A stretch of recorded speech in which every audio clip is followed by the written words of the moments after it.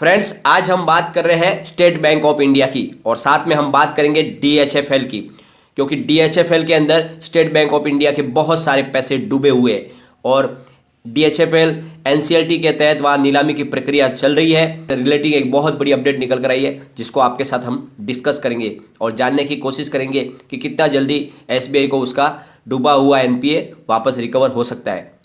और साथ में एसबीआई को लेकर दो बड़ी अपडेट है, उस अपडेट को भी हम इस वीडियो के अंदर डिस्कस करेंगे। तो ये हमारा स्पेशल सैटरडे का वीडियो है जिसके अंदर आपको पूरे हफ्ते भर की पूरी जानकारी एक साथ में मिल जाएगी और आपको आगे डिसाइड करने में आसानी हो जाएगी कि आपको एसबीआई में अभी अपनी क्या स्ट्रेटेजी अपनानी चाहिए। क्या आपको इस लेवल पे एंट्री कर सकते हैं या अभी थोड़ा सा आप इसमें वेट करना चाहिए एसबीआई में एंट्री के लिए। और जो लोग डीएचएफएल में इन्वेस्टमेंट करके फंसे हुए हैं उन्हें अब क्या रास्ता अपनाना चाहिए, वो सारी की सारी जानकारी आपको इस वीडियो के माध्यम से मिल जाएगी। तो पूरा वीडियो देखें, स्किप न करें। चलो फ्रेंड्स, वीडियो स्टार्ट करते हैं। मैं हूं आपका दोस्त एसबी दवे और मेरे चैनल ऑनलाइन कमाई में आपका बहुत बहुत स्वागत है। फ्राइडे को बाजार बंद था तो हम गुरुवार के मार्केट को डिस्कस कर लेते हैं। एसबीआई का स्टॉक 265 पर ओपन हुआ, फिर इसने 268 की हाई बनाई और ये लो में चला गया 264 के और एंड में जो इसने क्लोजिंग दी है वो है 266.85 की, करीब 1.46% अप पर क्लोजिंग दी है।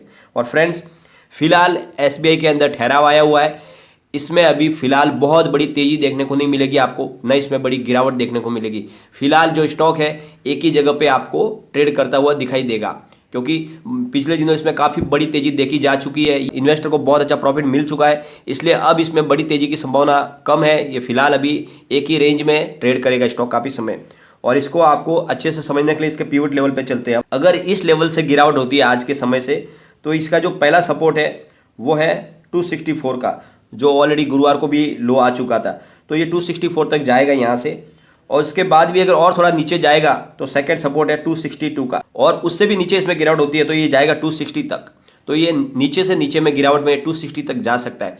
तो आपको इसके बाय के लिए, इसको खरीदारी के लिए बहुत ही शानदार मौका है, इसमें आप खरीदारी कर सकते हैं क्योंकि इसमें गिरावट की संभावना अभी बहुत कम है। ये 260 के नीचे जाने की संभावना इसमें बहुत कम दिख रही है और यहाँ से तेजी में ये आगे बढ़ने की संभावना है और इन्वेस्टमेंट के लिए बहुत ही शानदार मौका है।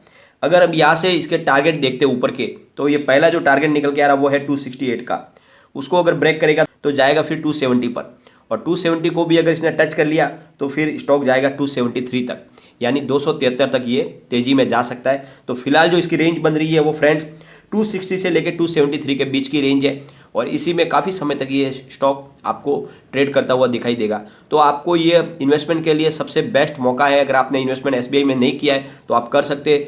बहुत ही शानदार स्टॉक है, बेस्ट स्टॉक है और यह आपको अच्छा खासा मुनाफा दे सकता है। अगर आप इसको शॉर्ट टर्म के लिए भी अगर बाय करके रखोगे तो बहुत जल्दी इसका 280 का टारगेट आने वाला है जिसमें आपको अच्छा मुनाफा मिल सकता है और लॉन्ग टर्म के लिए तो काफ़ी अच्छा स्टॉक है, बहुत ही शानदार आपको प्रॉफिट मिल सकता है। अगर आपको इसको एक साल भर के लिए होल्ड करोगे तो आपको 50% से लेकर 75% का रिटर्न आराम से मिल सकता है इस लेवल से। अब हम चलेंगे एसबीआई की अपडेट की तरफ। फ्रेंड्स, एसबीआई ने करीब 500 के करीब नई जॉब वैकेंसी निकाली है, यानी टोटल उनकी जो संख्या है वो 489 की है और ये जो पोस्ट है वो है स्पेशल कैडर ऑफिसर की, यानी एससीओ की। के तहत जो पोस्ट दी जाएगी वो है फायर इंजीनियर्स की, deputy manager, assistant manager, security analyst, manager, IT security expert. इस तरह से बड़ी बड़ी पोस्ट है जो एसबीआई की तरफ से जॉब वैकेंसी निकाली गई है। 22 दिसंबर से इसकी एप्लीकेशन शुरू हुई है जिसमें आप अपना अप्लाई कर सकते हो। तो ये इस तरह से एसबीआई की तरफ से इसकी वेबसाइट पे सारी जानकारी दी गई है, आप जाके वहाँ पर चेक कर सकते हैं और अगर आपके अंदर वो काबिलियत है तो आप अप्लाई कर सकते हो। बहुत ही शानदार मौका है और इस समय जब कोविड-19 की वजह से बहुत सारे लोगों के जॉब चले गए हैं, उस समय अगर आपके पास क्वालिफिकेशन है वो तो ये एसबीआई की तरफ से एक शानदार ऑफर दिया जा रहा है, आप उसका लाभ उठा सकते हैं। अब हम चलेंगे फ्रेंड्स दूसरी अपडेट की तरफ। गवर्नमेंट ने डिसाइड किया कि कोविड-19 की जो इफेक्ट अभी भी चल रही है, कोविड-19 का असर खत्म नहीं हुआ है, तो उसकी वजह से गवर्नमेंट ने जो बुजुर्ग लोग हैं और साथ में जो कम इम्यूनिटी वाले लोग हैं, कमज़ोर, उनके लिए एक डोर स्टेप सर्विस शुरू की है। तो गवर्नमेंट की सारी बैंकों ने एलायंस बनाया है एक और उसके थ्रू कस्टमर को डोर स्टेप सर्विस दी जाएगी।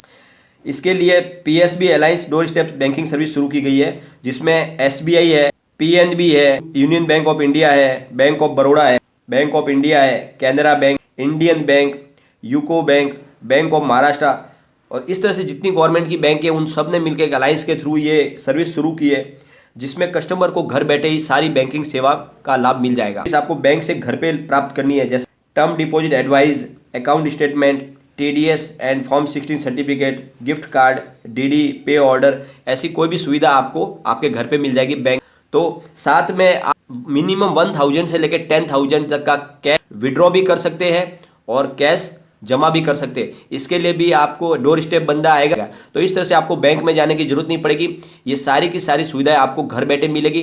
तो ये बहुत ही शानदार पहल की गई है गवर्नमेंट बैंकों की तरफ से, ताकि कस्टमर सुरक्षित रहे कोविड-19 की बीमारी से। और इसलिए यह एक बहुत ही शानदार स्टेप उठाया गया है SBI और अदर गवर्नमेंट की बैंकों की तरफ से। फ्रेंड्स, जैसे कि आपको पता है, दिवालिया घोषित DHFL के ऊपर करीब 87,120 करोड़ का टोटल कर्जा है और जिसमें से 10,083 करोड़ का कर्जा SBI का है। DHFL ने बहुत बड़ा घोटाला किया था, DHFL के प्रमोटर ने फ्रॉड किया था और उसकी वजह से उनकी कंपनियों को नीलाम कर दिया जा रहा है और DHFL की कंपनियां NCLT के तहत नीलाम हो रही है। और तो इसके लिए बोलियां आ रही है। सबसे पहले बड़ी बोली में सबसे आगे रेस में अदानी ग्रुप था, लेकिन अदानी ग्रुप की बोली नीचे रह गई है। अब ओक ट्री और Piramal Indian company Piramal group के बीच में टक्कर चल रही है। पिछले दिनों पीरामल ने अपनी बोली बढ़ा दी थी और उन्होंने कहा था कि मेरी सबसे बड़ी बोली है और ये कंपनी मुझे सौंप दी जाए। लेकिन अब उसके बाद में जो खबर निकल कर आई है कि अब ओक ट्री ने भी अपनी बोली बढ़ा दी है और उन्होंने ईमेल किया है COC को, कमिटी ऑफ क्रेडिटर्स को, और भेजा एक ईमेल उन्होंने भेजा है, हम ब्याज की अतिरिक्त आय और बीमा कंपनी के लिए दूसरे सबसे बड़ी बोली के समान ही रकम दे रहे हैं। अब ओक ट्री की जो बोली है वो 38,400 करोड़ की हो गई है और कंपनी का दावा है कि ये हमारी बड़ी बोली है और हमारी पीरामल ग्रुप की बोली बिड से करीब 1,150 करोड़ ज़्यादा है, इसलिए मौका हमें मिलना चाहिए। साथ में ओक ट्री ने दावा किया कि उनका NPV भी पीरामल से करीब 1,501 करोड़ ज़्यादा है। तो इस तरह से हमारी बोली अब सबसे ज़्यादा है, तो ये मौका हमें मिलना चाहिए। लेकिन इस सामने आपको पता है दूसरी ऑफर DHFL की तरफ से भी दी गई थी। उनके जो मालिक है कपिल वाधवान, उन्होंने कहा था कि आप ये सारी बोली प्रक्रिया को रद्द करके हमारे को कंपनी सौंप दे, हम आपको पूरे के पूरे जो पैसे हैं 91,000 करोड़ हम चुकाएंगे, लेकिन हमको समय चाहिए 7 से 8 साल का। लेकिन उनकी बात पर कोई भरोसा नहीं कर रहा है और NCLT ने उनकी जो ये मांग है उसको खारिज कर दिया है। तो इस तरह से DHFL में भी मामला और भी लंबा चलेगा क्योंकि बोलियां लगातार बढ़ रही है। और इसके ट्रेडिंग की बात करें DHFL के फ्रेंड, तो 32.25 पर ओपन हुआ, फिर उसमें लगातार गिरावट हुई स्टॉक के अंदर और ये 29.25 तक गया और एंड में इसने क्लोजिंग दिया 29.60, करीब 3.74% डाउन पर। यह अच्छी बात है कि इसमें लोअर सर्किट नहीं लगा, क्योंकि पिछले दिनों इसमें बहुत ज़बरदस्त तेजी आ गई थी। जब पता चला कि इसमें अदानी ग्रुप ने एंट्री मारी और अदानी ग्रुप इसको खरीदना चाहता, तब इसमें लगातार अपर सर्किट लगे और लोगों को बहुत अच्छा मुनाफा मिला। लेकिन जो लोग ऊपर के भाव में फंसे उन्हें तो अभी लॉस है। लेकिन अब फिलहाल इसमें कोई भी नई एंट्री आपको नहीं करनी चाहिए। अभी इसकी जो भी पिक्चर है बिल्कुल क्लियर नहीं है।